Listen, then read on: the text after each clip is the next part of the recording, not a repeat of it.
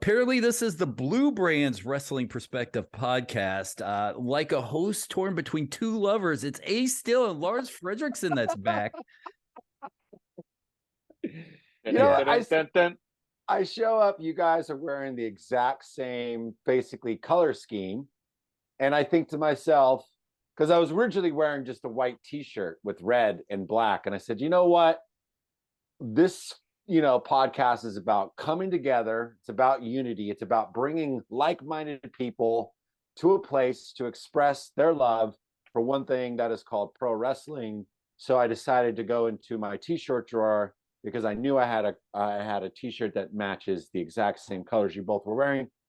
I'm happy to be back. It's been a fucking month. Ace, on behalf of myself and Dennis, thank you for lending us your expertise and being such a great co-host while I was away. Now you can fuck off. Yeah, go away now. Good night, guys.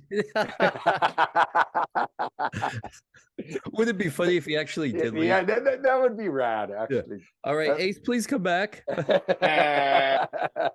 Still my earbuds in. Yeah. Well, listen, we definitely appreciated it. And, Lars, I haven't even told you this, but we've got at the hilarious story. At the very beginning, there was one guy who hated the idea, one fan, when we first announced it. He email bombed us. I still have, I don't know, 5,000 to 7,000 emails I have to clear out of. Yeah, dude, email bomb is no joke. Like, our email is destroyed right now. So I want to tell that guy to fuck off. But we had so many encouraging emails talking about how much Ace being on the podcast has changed their opinions of him. I've showed Ace many of them, like I told you guys I would. And Ace, man, this has been great. A nice little experiment for you. I love it. I've never really gotten a chance to do anything like this. I've been obviously a podcast, guest, but never a chance to actually ask the questions. Never even had a chance to do, like, I've done commentary over the years a little bit in some of the promotions I work, but never a chance to just have an outing like this. And it was great. It was great to get to talk with you. If that changed, just the public perception of me, I mean, that's awesome. I mean, I am who I am. But this is for the greater good. All of this is for the greater good. And we got to talk a lot of good business over the last month. Yeah. Even though it was sans Lars, I mean, we had great times talking together. So this is awesome. Yeah. Well, you know what? Honestly, here's the thing. To have somebody like you who knows the business, has worked the business, has been in the business for as long as you have, to have that insider look and that different perspective. After all, this is the wrestling perspective, I think brings a wealth of not only experience but knowledge to this program. And I think that, like, I'm sure some of the interviews that I saw you guys, especially the one with Jesus Christ, Chris Hero, it's like it was definitely a different kind of interview because we've had PD Williams on this show as a co-host, but having you is an even a more different perspective than PD. So I honestly found those quite interesting. And I hope that, just because I'm back doesn't mean, because we still have our segment 10 minutes with Ace, but I would love at some point for the three of us to, triple team, a guest. I think that would be real fun. And I'm not being sexual, Dennis, so don't get any ideas with your falsies, okay? Dude, I was so excited for half a second. Anyways, let's stop. The man's divorced. He needs variety. That's right. That's right. Times are tough, Lars. Dinner's not going the way I thought it was. All right. So let's quit ball washing them and let's move on to the Q&As because we got some really good questions. Brent, right off the bat, wants to know, did we watch Lucha Underground and what did we think? And do you think Lucha Underground, if it was rebooted, would be successful today? Hey, I watched. Yeah, I didn't watch much of it on the first run, so I've caught it on the El Rey network, and I'll sit there and I'll just have it on in the background, but to see the talented people that were there and are we 5-6 years removed from this thing or longer? I don't know the time frame. No. I think it was a hell of a concept. I be honest. I mean, I'm a traditionalist. I'm a pro wrestling traditionalist. Behind me, Harley Race, Bruiser Brody, Terry Funk, traditional, crazy, whatever. But I love the variety of wrestling I think that's what makes wrestling in such a unique art form of a sport. But I thought Lucha Underground with just having the plots and the different I mean, that's what wrestling is anyway, right? You know, like the good stuff. Like again, when you talk about people jumping out of their seats to watch people talk, or the way they react to people talk, whether it be CM Punk or a Bloodline, you know, they captivate an audience. I think they were onto something here, and I think it should be brought back. I think a lot of that talent has, you know, been moved on and signed in other places, but there's so many other people out there, and the concept is phenomenal. What do you think, Yeah, Lars? I thought it was a great show, and I was a fan. And honestly, I think it would work at any point. You know, in the future, in the past, in the present. Like, I think it was a great show with a great concept. I thought the talent was wonderful. It was a lot of indie guys. I mean, even Vinny Massaro, a guest of ours, you know, was on the show. Obviously some Mexican stars. So it's like, I love the lucha style. I mean, I'm a California guy, so luckily for me, over the, you know, the course of growing up, I was able to see a lot of different styles of wrestling, either on TV or in person. You know, it's some of the Mexican promotions like CMLL or AAA would run shows here in the Bay Area. So, you know, I was able to attend those in person, see the TV shows, obviously. So, and I love when you get to know, I don't speak a whole lot of Spanish, right? So you're watching Lucha Underground, you know, sometimes they would give, you know, the backstories or whatever on Lucha guys that maybe you know, never even knew so much about. So it's that much more interesting for me to kind of dive in. So I love that kind of stuff. For me, it changed the way storytelling was, because it came out at that perfect time where wrestling storylines were 2 to 3 weeks long and you moved on. And here dropped this show that had seasons, and one storyline lasted a whole season. And I really thought right there was I don't want to say the right way to do it, but it was refreshing. I got to sit back, and I don't think it had the cinematic, you know, that we were used to in wrestling aspect to it, but it really had a movie feel to it from a wrestling perspective. Yeah. Agreed. Did you guys watch Wrestling Society X? I think that's what it was called on MTV. Was that what it was called? Yeah, it was called that. Yeah. I actually have never caught up on I that. didn't either. I just didn't get to it. And I have a lot of people I know that worked it behind the scenes and on the show. I'll be flat honest. I've never gave it, you know, a bit of attention. I didn't either. Yeah, I don't even know if you can find it anywhere. I think I might have watched a few episodes, but you know, MTV, like when they stopped playing music videos, they kind of lost me. So maybe I'm a relic. So never mind. Next question. You look like a Real World fan, though. Wow. This is the real world, Ace. Oh, brother. Paul from Tempe says, "Hey Ace, when you were a coach, he goes, hey Ace, got a couple questions. When you were a coach, who was your most reachable talent, the talent who was the most put together when they showed up through the door?" Ooh. And I'm gonna assume he means at the Performance Center. I mean, because I'm an ongoing throughout your history. Yeah, yeah. You could look back at Punk, the infancy, and I said it on his DVD, where athletics he excelled at later in changing his body. He always had that intangible, like, he connects with the crowd, right? And it took him a minute to be ready for prime time. I said this with Hero when we first broke in and did TNA. I was ready at that time. He was not. Fast forward a year later, he's ready and then taking off. And then I was going other places too. But we'll jump back to the PC times, because over the years I see different people throughout. And it's very topical because he's hitting right now. But Grayson Waller walked into the Performance Center, not a 20-year-old kid, but upper 20s to 30. So he was already on borrowed time on their schedule because of age. To us, fuck, wouldn't you want to be 30? At least with what you know now, to have that 30-year-old body again, right? But that was the only thing, you know, that would be a drawback against him, because when they let a lot of people go at the Performance Center, it was age-based. it was age based, or what are we gonna do with him at this point? Blah blah blah. The minute he walked into the PC, he was ready to work, ready to learn. Never once stopped working hard. Would do anything I asked him in my class, and I was his coach from day one. To the point where I see him walk out and face Edge on SmackDown, and holy balls, like he looked like he belonged. He looked like he belonged, and that's, to me, and that's not just my compliment. I'm sure others have said the same thing. He belonged in that environment, in that match.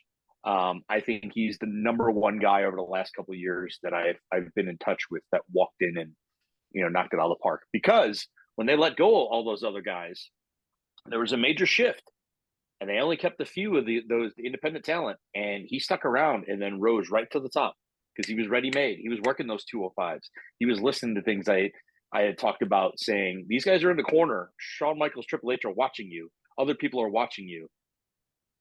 Take advantage of all this, So he's the guy. Yeah, and by the way, I think Edge took his career, Waller's career, to the next level with just "You Swam." That whole line, he's a made man now from here on out, I think. And it's amazing in wrestling how when you pass the torch, some guys do it, some guys don't. But when you do it, it's just one word, and that word right there, I felt so good for the guy, and I've never met him. Yeah. Yeah. He's a hard worker, 100% hard worker. Jason, Wrestling Geek 14 on Twitter wants to know, hey, y'all, wrestling question here for you guys. What did you guys think of Eve Marie in wrestling? Do you think that she was a viable wrestling talent? I think that I'll say this. This is me.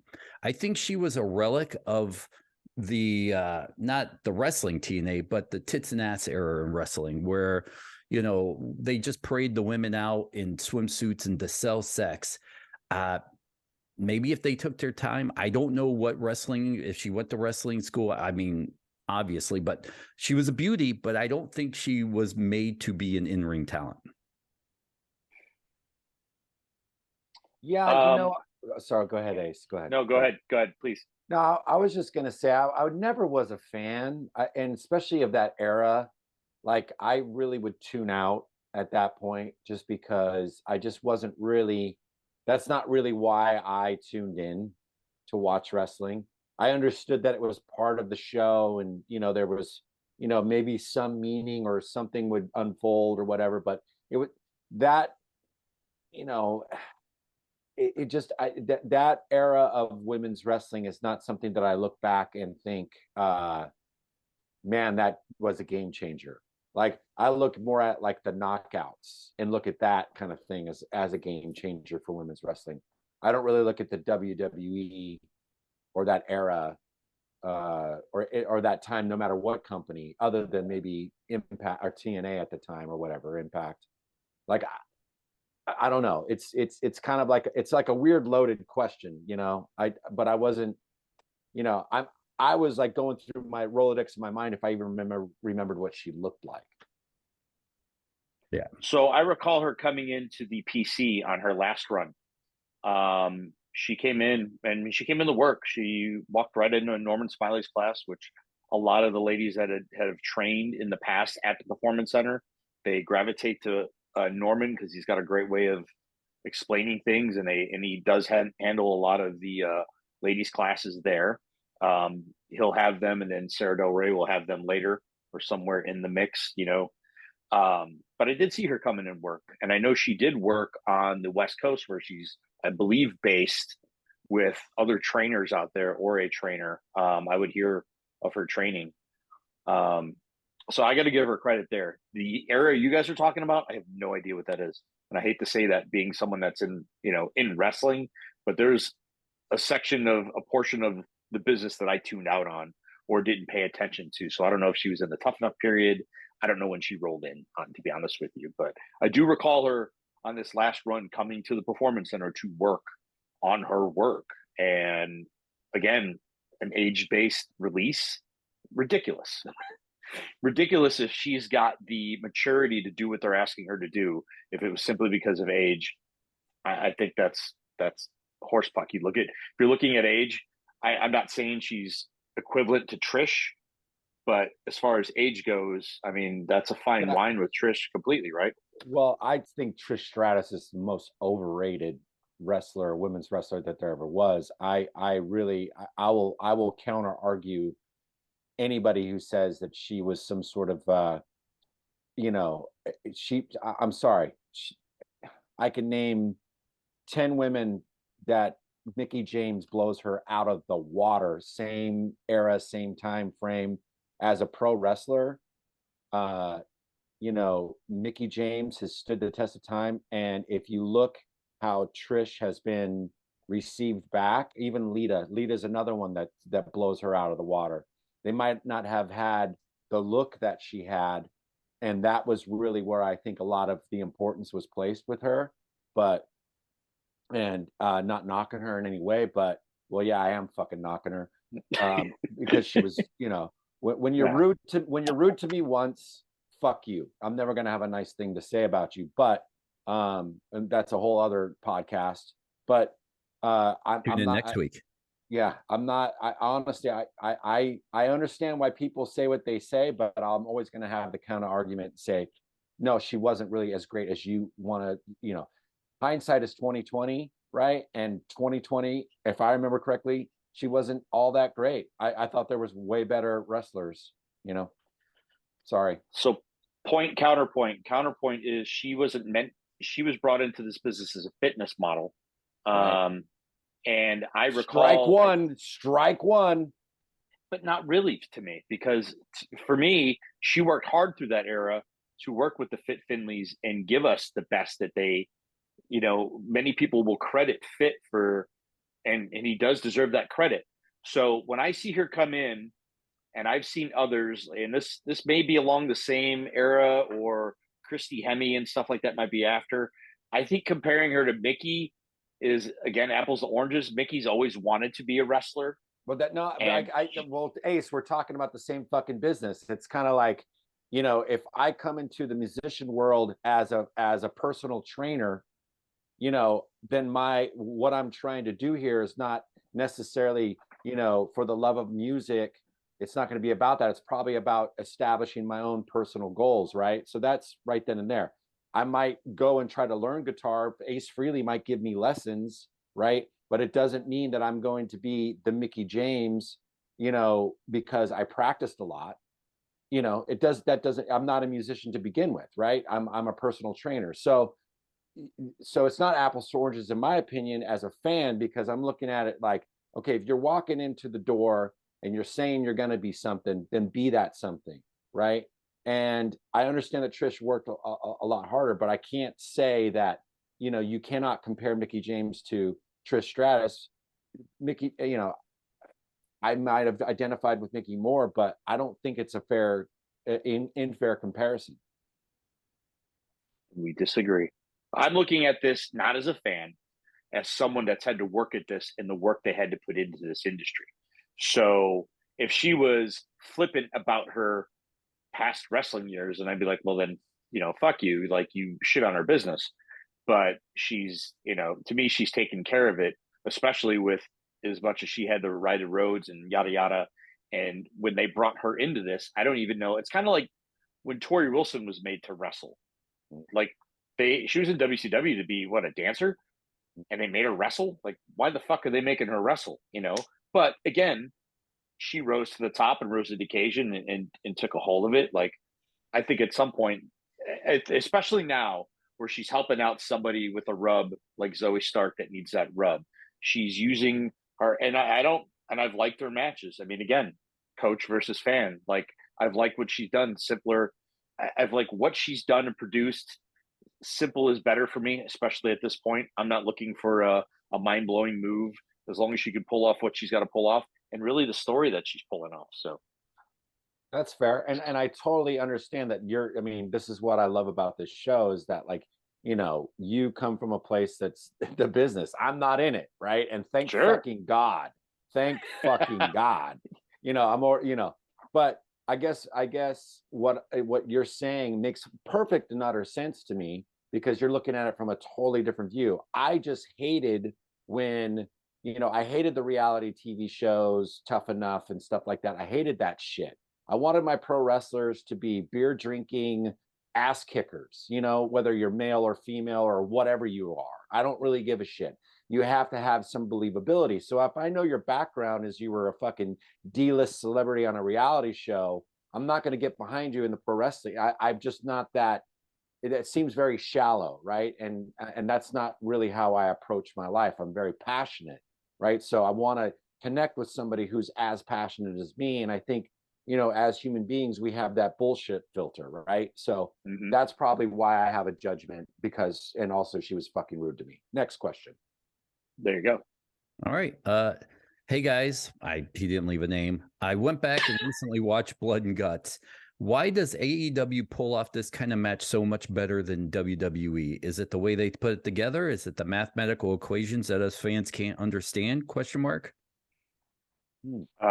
He's kind of right though. I kind of went back when I got this and I went, all right. And I was at the Blood and Guts here in Detroit. And then I went back and watched one of the NXTs and I was like, you know, it's not so much, by the way, that I think it's better. It's just different kinds of matches. AEW's more, you know, that Southern, you're going to bleed, I'm going to throw you through it, we're going to make this look good, and WWE's produced. And I don't think it's so much better or worse. I just think it's it's steak or filet mignon. It's just two different cuts. That was the worst pronunciation of a filet mignon I've ever heard in my entire fucking life. I'm going to blame I had the filet. Thanks, guys. I hope that gets fucking pull quoted. Anyways, Ace. They don't even know I'm on the show. It's okay.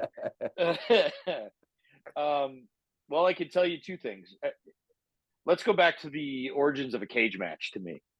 A cage match doesn't happen unless there's a reason. It just shouldn't happen week after week, right? But a cage to me means blood. So anytime I would see a cage, and I don't know at what point during the 2000s, blood was outlawed in WWF, but it was fucking outlawed. Here's what I found. Hey, shut the fuck up. My watch. Fucking thing. A cage match constitutes blood to me. We're in the final. It's Flair, Ronnie Garvin. I'm going to see some blood. I don't care if it's the road. Dusty Rhodes is in a cage. I'm going to see blood because your face is getting grinded into steel or whatever the cage is made of nowadays. I know AEW's is steel. They allow people to do blood. Overuse, not happy with all the time, of course. But first of all, it's called Blood and Guts. So we're going to see some blood. And we're going to see some motherfucker bleed and pay for what they did. War games, I can tell you the day this is behind the curtain, they, you know, they get to rehearse things a lot more. There's not a lot of rehearsal. To me, things, I mean, nowadays, there are certain things. If you're doing big stunts, you've got to rehearse stuff. You've got to rehearse stuff or get a feel.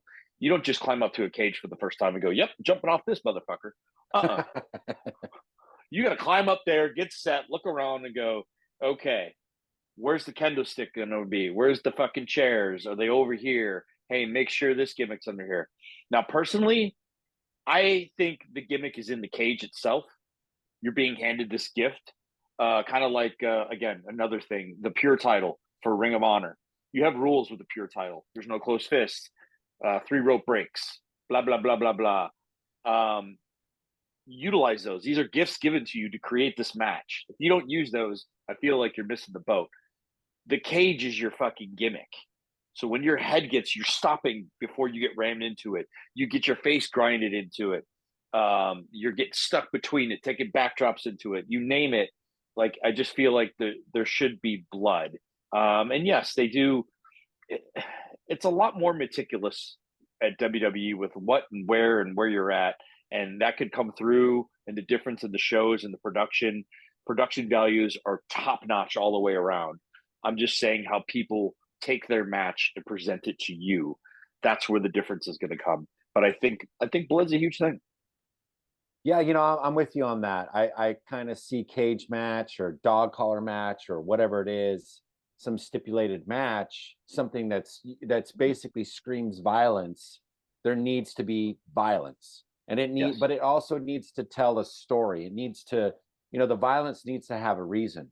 you know, and like you said, if you're just starting off somewhere with, Joe Schmo versus, Dick Van Dyke, it's like, there's nothing emotional for you to grab onto either guy, right? So you can just be fans of one or the other, but if there's no story between them, then it doesn't make any sense. And you're just doing it, just to do it. It's like, when guitar players used to fucking, do the Star Spangled Banner. It's like, okay, now you're having a talent attack. Next, please. It's like, you know what I'm saying? So that's what it reminds me of. Oh shit, here we go. Here's a drum solo. You know what I mean? Great. You know what I mean? It's like, now I'm going to be here for 15 minutes listening to this guy, unless you're like, Peter Criss or what, you know what I mean? But my point is that when you're advertising blood and guts and you do not deliver that, then you failed at your job. Okay. Yeah. I would call it something completely different. It's like calling it Hell in a Cell. Like, that screams to me the most violent thing. And it's probably because of the people who have done those and made that gimmick possible, or gimmick popular. It's like, it's hard to follow that act, right? So, if you're not going to do those types of stunts or those types of physical violence or even emotional violence on the watcher, then call it something completely different, rage in a cage, whatever. I don't know. I think that's probably already something anyways. But where AEW does deliver, they deliver on that. The problem is that you see it on fucking TV every week. When it does happen, you don't have an emotional response to it anymore. You're just like, oh, dude's bleeding again. Big fucking deal. That's the problem, I think, with some of it. Like, it doesn't. So when it does happen, it's not as big of a deal, right? So, but the original question is, who does it better? AEW, any day of the week, because they do it. Yeah, I agree. Alex from Hershey, Pennsylvania. I've been waiting for another Q&A from you guys. Big question: with the recent backlash between LA Knight being called a ripoff of Stone Cold and The Rock, and the fans loving him, is there a right way and a wrong way for this situation? And hasn't ripping off other gimmicks in the past just been accepted outside of a 10-year period? Yeah. So what? Big fucking deal. Are they calling him out on it? Like, who's calling him out on it? Someone that just has an opinion about it? I mean, the crowd's biting on what it is. He's successful. It might be a revamp of whatever, but is there really anything that super original in pro? Like, things get recycled all the time, and it's not like he fucking popped out of wrestling school yesterday and started doing this gimmick. He's been doing it a long fucking time. That's all I gotta say. Yeah, I mean, and to say that you're plagiarizing anything in wrestling, that's fucking the most ridiculous thing I've ever heard in my entire life. Because if you think about wrestling, it's all plagiarism. You know what I mean? It's like, I mean, in a lot of ways, it's like, you can call the Canadian Destroyer 100 different fucking things. Bad Bunny does it. Like, is he plagiarizing Petey Williams? Does anybody, you know what I mean? Like, I don't know. It's it's ridiculous, because honestly, if you're being held in the same breath as a Stone Cold or The Rock, you win. If they're talking about you, Right. saying, oh, you're like Stone Cold or The Rock, well, then fucking A, you're doing your job. And not only you're doing your job, but you're doing it at such a fucking high level that's the references that you're being compared to. How is that a lose? I don't fucking understand that at all. Is that supposed to be like, a put down? And LA Knight is probably one of the most charismatic, talented, verbal wrestlers the WWE has. They have very few of those types of talents. And I get more angry about the way that he's used more than I would say he's plagiarizing somebody. All right. Rob says, just got done with the Chris Hero interview. It might be one of the best talks I've ever listened to in a long time. Can someone please tell me how WWE dropped the ball on him? I don't know. I'll say this. I like Chris. I was a huge fan of him, still am.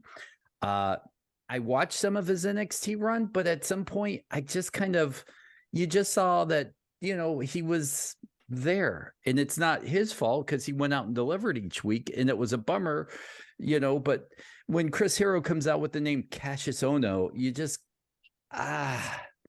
really? So I don't know how or why they dropped the ball on him, or if they even did, honestly. I don't know. I'll let you two answer that one. No, Ace, you go, Ace. I just think he was hired to be a mechanic. They do that. They hire mechanics to help get other guys going, and there are times they do that. There's plenty of guys that they've hired for that reason, and you could turn the corner for sure, or it doesn't happen for him. I think he was hired as a mechanic, hired to help, and a mechanic, if anyone's wondering what that term means, in pro wrestling, it's somebody that is very gifted or very astute, like an in-ring technical capabilities, and basically he's a coach not called a coach. He's one that can get in ring and exemplify what they're looking for, help teach, help move people around, help give them the feel. He's essentially a player coach not called that. They'll dictate to him what they're looking for, but I don't think they ever really had a plan in mind for where they would push him to where we think like, hey, I got Chris Hero tomorrow. Well, shit, I'm booking him and this guy and that guy, and let's roll. We got a main event. I don't think they looked at it at that point that way. Yeah, I've always was a fan of Chris Hero. As a matter of fact, I just saw him on last Saturday because he works with West Coast Pro, and since he's been involved, like the show that I saw was it was much more fluid. Every match was different, even more different than before. I think he's got a great mind. He's a nice person. Obviously, he's one of the nicest guys you'll ever meet. And I just think that he's like a wrestling fan's wrestler. Does that make sense? Like if you've been watching, I think for 25 years, you're gonna love a guy like Chris Hero because he reminds you of an Arn Anderson or a worker. And like you said, Ace, like explain mechanic. That's kind of like the player coach. He can get in there and do anything with anybody. Is pretty much kind of what it is in essence. Yep. Correct. Yes. And when we've seen, I mean, Hero, whether he's in a tag team or he's in a single or whatever it is, he's a performer and he makes guys look fucking incredible while looking incredible himself. And one of the things that I love about, him and his matches over the years, he always made the opponent look strong, even though he might have beat him. And I think that's a very hard thing I think that's a lost art in a lot of ways in today's modern professional wrestling. For sure. But I also think that like doing it, and Ace, maybe you have obviously you would have the knowledge, but I feel like that might be a harder job than what it is, because it's got to be very meticulous, right? Because you don't want to kill the guy, but you don't want to kill yourself at the same time, but you have to make it look like this guy's competitor is as competitive as you are. It just today wasn't his day. Exactly. No, that's a fine art to do that. It's one thing to be able to get in the ring and put on a match. It's one thing to get in there and have a good match yourself and look like the star, but to help make that other person or, be uplifting for both. We just talked about Edge and Grayson Waller the other night.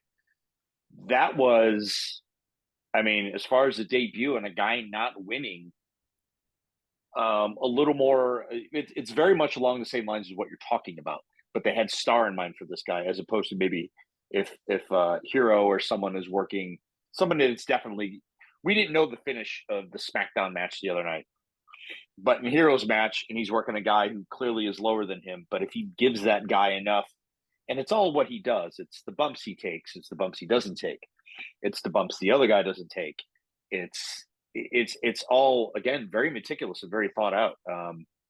And also, I mean, at one point you're like, that's not really rocket science, but how many covers does he go for and the guy kicks out? How does this look? I mean, you throw all this in the pot, it really makes a difference, and it's a fine art to get to do that. When they say Terry Funk could work a broomstick, I mean, he can work a soppy broomstick. You still need a broomstick that walked around a little bit and could do stuff. But Terry Funk in that way too could elevate his opponent.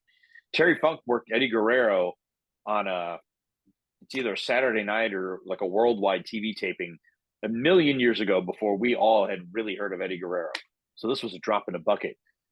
And I think Terry Funk I'm going to say that he was on the Flair run. I don't remember when this was. But look it up. And Terry Funk takes a young Eddie Guerrero and makes him a contender when he didn't have to do jack shit for him. He just needed to beat the shit out of him. But because of his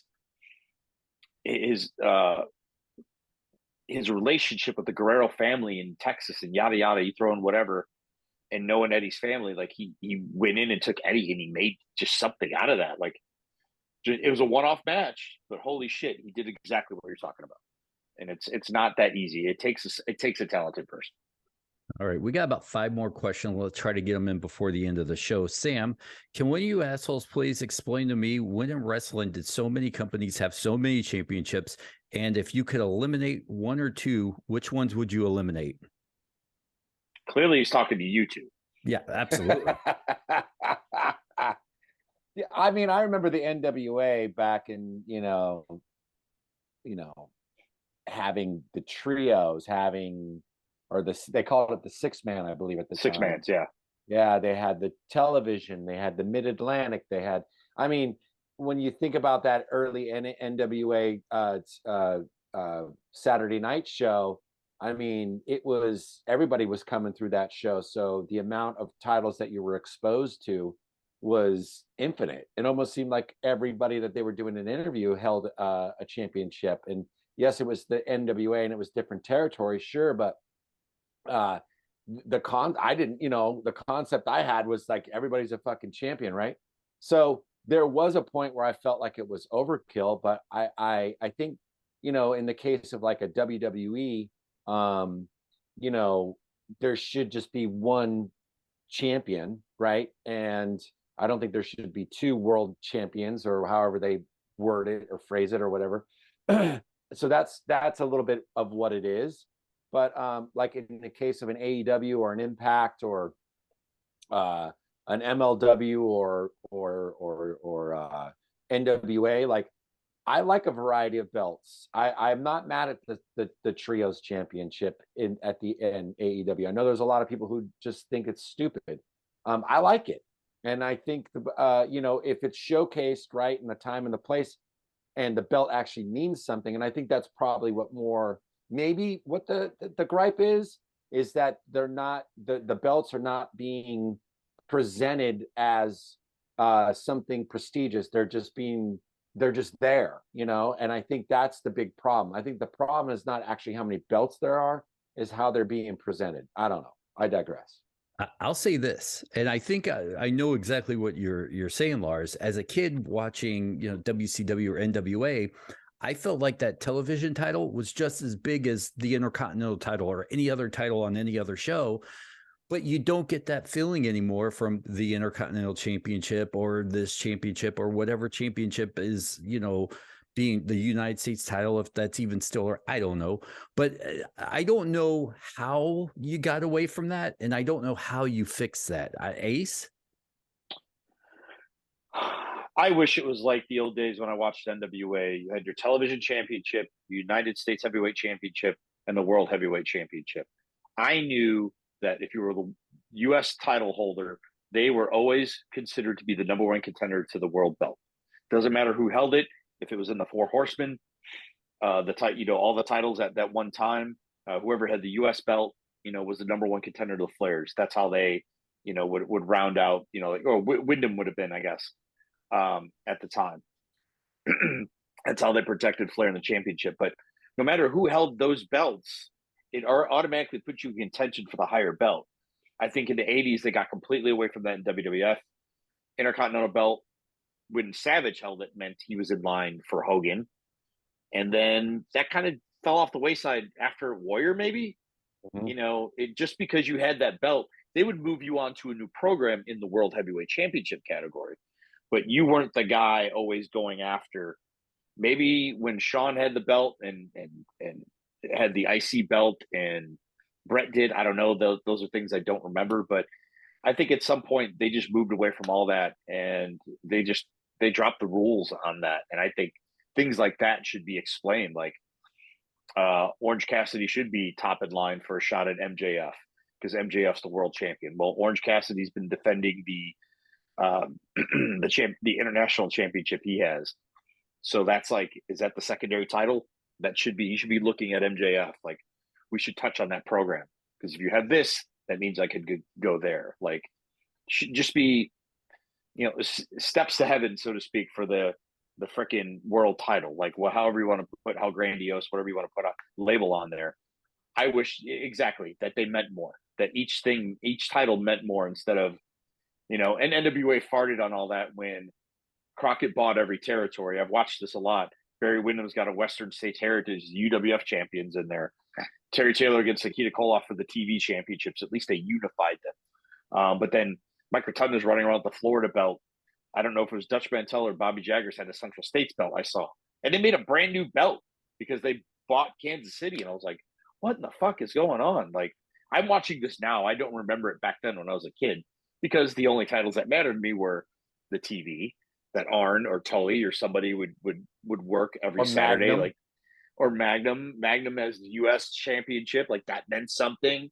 Mm-hmm. And then of course the world title. That Flair was usually other places, or eventually just down there. So yeah, and I also think that when the belts were part of the story, or they were story arcs, or they were part of a story to get you somewhere else, like you might be feuding with this guy, but because I'm holding this belt, my sights are here, but let me get finished with this business.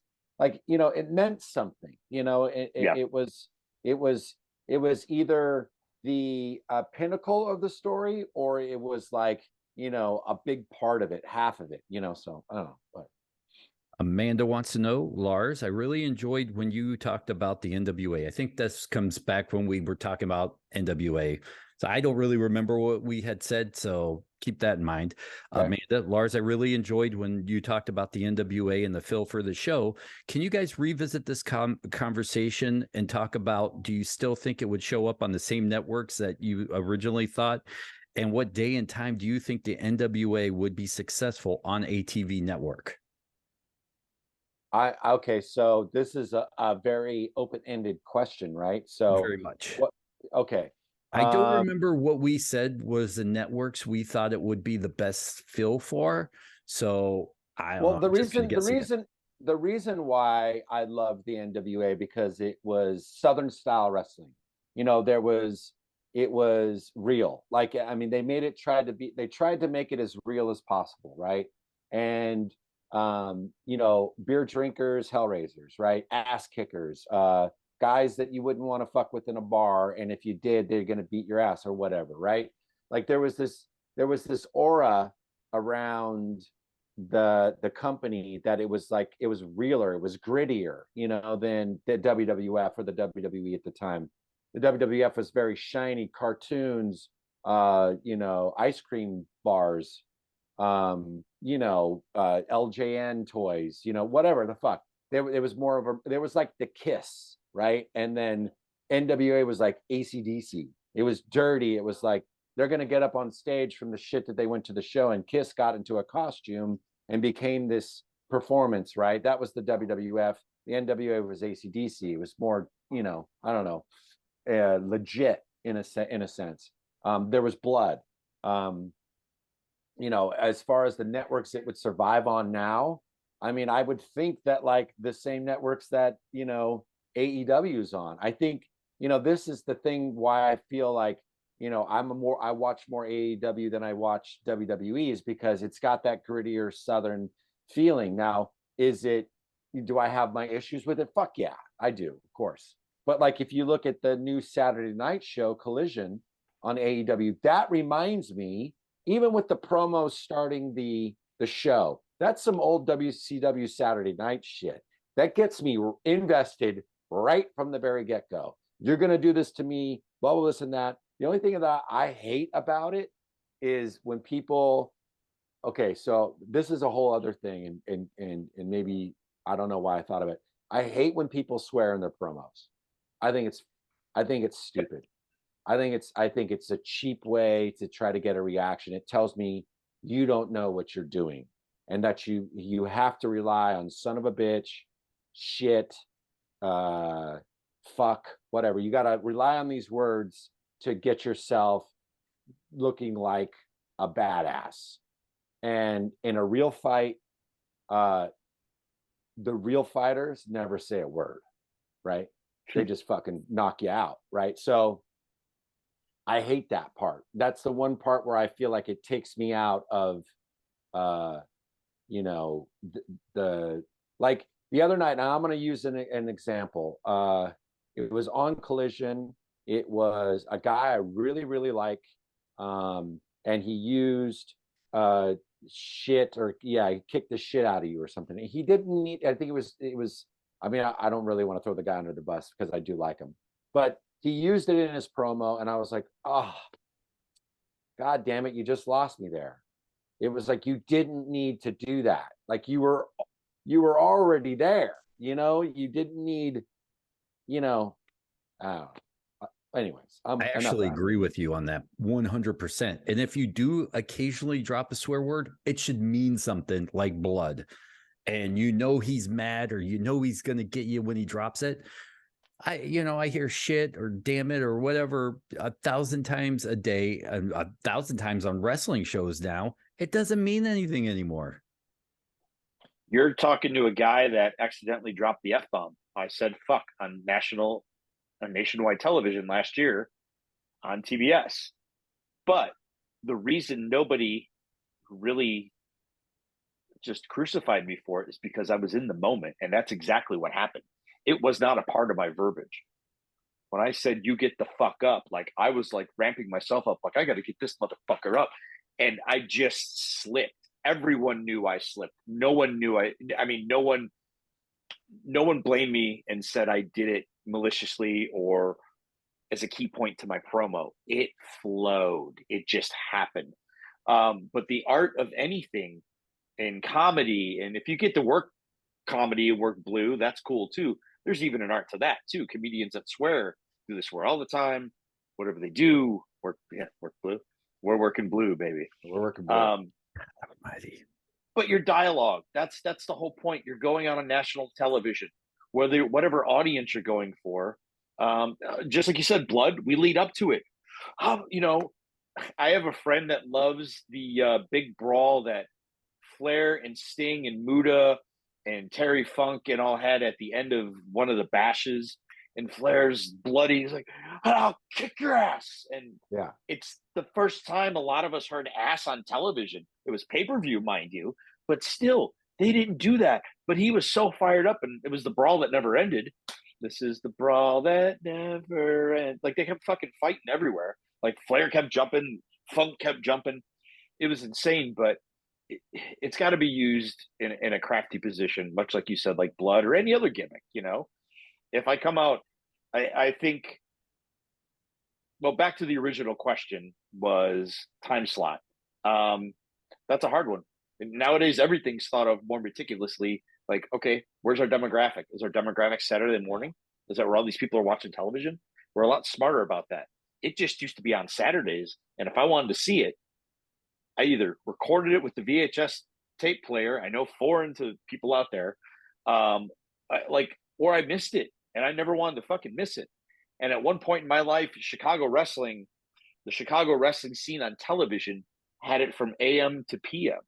Like, there was 2 NWA syndicated shows. There was a syndicated show going on, and I mean Jim Crockett Promotions. Worldwide was on UHF channel, and then TBS would be going when I finally got cable in Chicago. But WWF was already on in the morning. So was TBS already. World Class came on at 5. Like, you name it. And then Sunday mornings were guaranteed to be AWA at 11, 10 or 11. So it's just, I knew that's when wrestling was on. So I had to watch it. We had this conversation, Dennis, a little while back about, are we programmed in our brain to see wrestling on Monday nights? Maybe so. I think, again, it's got to be must-see TV. No matter what it is, if word of mouth comes out, well, I got to watch this. Well, fuck, I got to watch it. Man, I got to watch this. I don't care that it's on Friday at 6 o'clock. I got to go out in an hour, but I want to check this out for. I will say this. I say that a lot, apparently. Now, growing up in Georgia, not growing up, but living in Georgia in my teen years, it was Saturday night. I want to say from like 10 to 2 a.m. It was nothing but wrestling. And it was, NWA, a little WCW, then there was a bunch of other smaller Southern promotions all in this block. And I feel like Access TV is slowly trying to pull that off with, New Japan on, and they're becoming a wrestling network. Boy, if NWA could end up there and, put NWA on in the later, Saturday, Friday night time slot, I really feel like it would thrive in that kind of environment. Well, so we were talking, she was asking about current NWA. Yeah. Oh, I remember this now. Yeah, no, I'm with you. I'm sorry. I totally didn't. I was thinking, never mind. Pass. Do you want to read everything we said? No.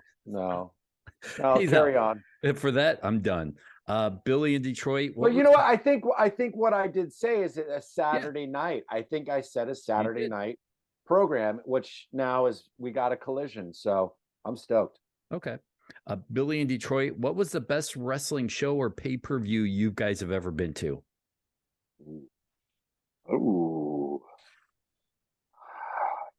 And I go back to when I was a kid, because that's when I enjoyed it more before I got into it. Being in it, it kind of kills it for me. So the two that I can remember, and you would never find this anywhere, is I remember being at the Rosemont Horizon when the Road Warriors teamed with maybe Crusher Blackwell, like in a cage against the Freebirds. And the Road Warriors obviously had the face paint. And this was at the Rosemont, now the Allstate, and Iron Man hits, they come out, but coming out first were the Freebirds, and they had the Union Jack, they had the Rebel flag on they painted that up on their face. I know, not politically correct now, but that's what was going on. But it was the heat of that, like it was the anticipation and the rumble of that building. And I was at Starcade 87 here in Chicago. I'm in Orlando, but in Chicago at the UIC Pavilion, and got to see the Road Warriors against Tully Blanchard, Arn Anderson, hoping that was going to be the night that the Road Warriors, took it. Like those are the fondest, those two shows live that I got to see. And then mind you, I was first row watching Money in the Bank where Punk took the title and fucking fucked off and went home. Like the energy in that building, like some people will still watch it and go, holy shit, look who I saw in the front row. And I'm like, I really wish I wasn't in the front row, because I had to act. I had to, like, I couldn't enjoy. I had to act like I was like, really, yeah, it's rude, but I enjoyed the atmosphere of that place. Like I've only felt one other place rumble, but not comparable to the way that place rumbled. Not only when he came out, but when he won the title and left. Yeah, I mean, so just to be clear, this is not watching it. This is actually going to it, being a spectator. I mean, my first thought was like one of the WrestleManias, but I would probably have to say, like, Ace, watching Punk win the IC belt from Regal at that Monday Night Raw was just how, because it was in Chicago, how electric it was. That was one moment that I'll never forget. Just the way that the back and forth between the two, the way that they sold it, the facials, because I was really watching it, and in it. And it became, that wasn't my friend wrestling that guy, who's also my friend. But you know what I'm saying? It was like, it was legit. And so that was probably one of the great moments, honestly. And I just witnessed a match between Alexander and Vinny at this West Coast Pro Show. It was the main event, and the way that the crowd was sucked into this indie match, but the story that was being told in the ring, the back and forth, I hadn't experienced that in a live event in a very, very, very long time.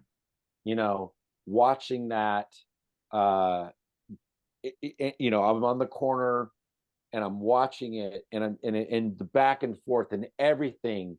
There's not a flaw in this match that I can see. There's not anybody running the ropes after they went through 10 tables.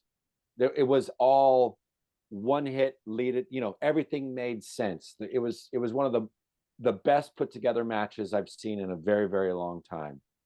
It was incredible when professionals like you guys, Ace, put together a story and make every punch, every backdrop, every body slam, you know, everything matter when it all matters. You know, whether it's taking them out and throwing them in a row of chairs and not immediately getting them up and throwing them another row of chairs and getting, you know, that's just like, it's once is enough. You know what I'm saying? Twice means you really fucking hate the guy, or you really got to do something to beat him, right? So, and that's exactly how this match was put together. And it was really, really, really unbelievable. And I have to give credit to those guys for putting together a match that way. You know, in today's modern age, at an indie show, at the end, the 1, 2, 3, even was, though Vinny lost, everybody, every single fucking person, it was sold out, standing room only, which they then sold.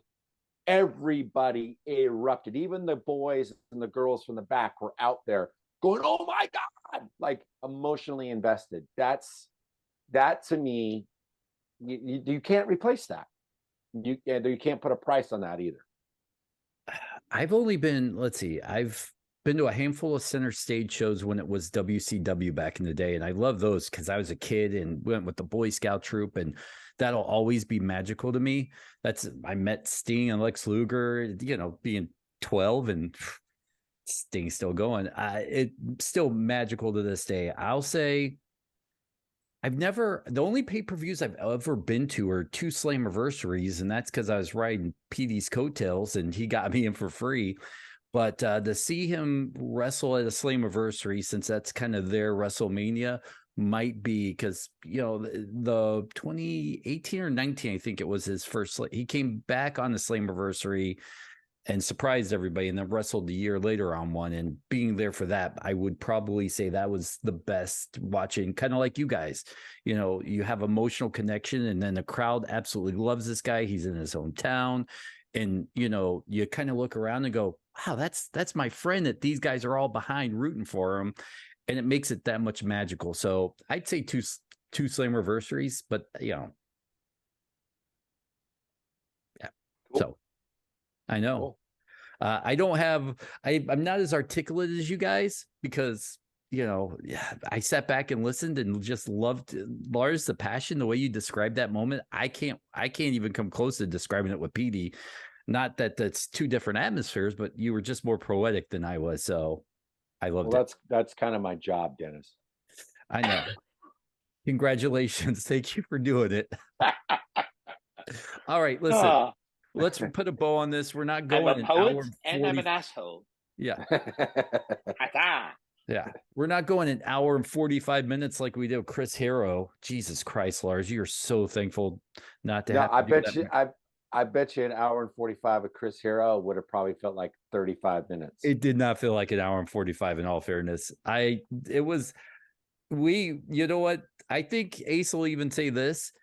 We kind of had to force ourselves to end the show because a couple of times we're pushing 2 hours, and we just kept talking like, all right, I'm going with it. Yeah. When I threw out the post, I missed the day it dropped. So I reposted it yesterday, I believe. And I'm like, when I listened to it back just to hear if I said anything stupid, and I hadn't even scratched the surface of the things we could talk about. Like I was telling my wife today, it was like all the things that we could touch on. Like we touched on just a minute part of not even a careers against each other or different. Like I said, I was in the business at least 10 years longer than he was, but like I said, I felt there was a bit of a handicap because I had to figure out what indie wrestling was until it clicked. And I said, oh, fuck, this is what I got to do to get moving. So what do? You start a wrestling school. And, but we learned a lot at the same time, even though I was elder and had some more experiences ahead of that. Like there's so much stuff to talk about, different eras, especially the time we lost track of each other. Like, you know, you're still kind of in touch. But social media does a great thing out there where you can, there's my buddy, you know, and or do we actually talk? Like now we talk a little more, but that goes in and out. Like when I got to see him back at the PC, it was great to see him, and I hadn't seen him in years, you know, stuff like that. So yeah, hour and a half, hour 45, hour, you know. Well, Lars, welcome back. We missed you, and we're gonna miss you, Ace. Hopefully, you will still kind of stay part of the family. At least once a month. Always part of the family. Always a part of the family. So what? I'm coming around like once a month. Coming around like your worst nightmare. No. Don't. Yeah. I heard. I got it there. Fucking Polk High. 4 touchdowns, 1 game. I love it. Thank you for noticing that, by the way. All right, listen. I noticed it right away. And you didn't give it nothing. You left me hanging all show long. I just put it over. Finally, with like the last 8 seconds in the show. Thank you, everybody. Quick question. Yeah. What the fuck's Polk High? Well, you were busy being a rock star probably during this time period, but married with children. You were living a different life. Okay. Yeah. Al Bundy, this is an Al Bundy Polk High shirt. Oh. Gotcha. 4 touchdowns in the game. Greatest high school running back ever. Gotcha. Great weight hooter hunter. All right. Listen, thank you guys. We're back to normal. Ace, one last time. We definitely appreciate you. Lars and I, thank you so much. Thank you. I love doing it. Love to be back. We'll talk this out and figure it out. All right. See you in a month.